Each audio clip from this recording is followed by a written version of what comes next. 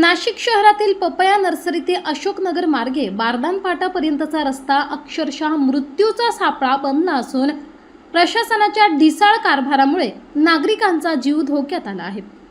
संपूर्ण रस्त्यावर माती, मुरुम, खडी, वाळू आणि बांधकाम साहित्य विखुरलेले असल्याने वाहन चालकांना जीव मुठीत धरून प्रवास करावा लागतोय। गेल्या 2 दिवसात या मार्गावर मोठ्या प्रमाणात अपघात घडले असून अनेक नागरिक जखमी झाले आहेत। काहींना फ्रॅक्चर झाले असून दुचाकी घसरून वाहनांचेही मोठे नुकसान झाले आहे।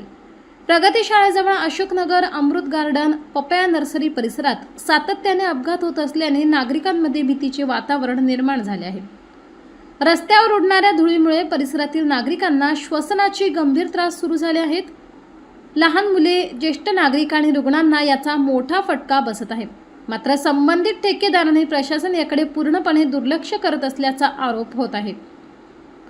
विशेष म्हणजे स्थानिक नागरिकांनी आणि मनसे पदाधिकाऱ्यांनी संबंधित इंजिनियर आणि कर्मचाऱ्यांकडे वारंवार तक्रारी करूनही उडवाउडवीची उत्तरे दिली जात असल्याचा संताप व्यक्त होत आहे।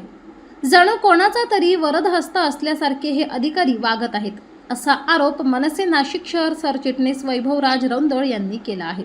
मनसे नाशिक शहर सरचिटणीस येत्या 2-3 दिवसापासून पपया नर्सरीपासून ते बारदान फाटापर्यंत जो आपला रोड आहे त्या रोडवर प्रत्येक ठिकाणी रस्त्याचे कामं चालू आहेत। दुतर्फा कामं चालू असतात, रस्त्यामुळे वाळू, खच, मुरुम, माती ते रस्त्यावर पडलेले आहे। याच्यामुळे लोकांच्या गाड्या स्लिप होत आहे, कोणाचे पाय फ्रॅक्चर होत आहे, तर कोणाच्या हाताला पायाला लागतं, दुखापत होत आहे, कचडला जात आहे।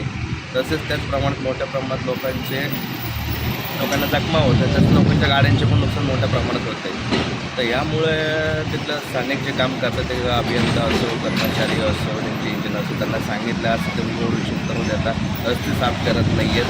रस्त्यावर मोठ्या प्रमाणात धूळ होती, त्या धुळीमुळे लोकांना श्वासाचे त्रास होत आहेत।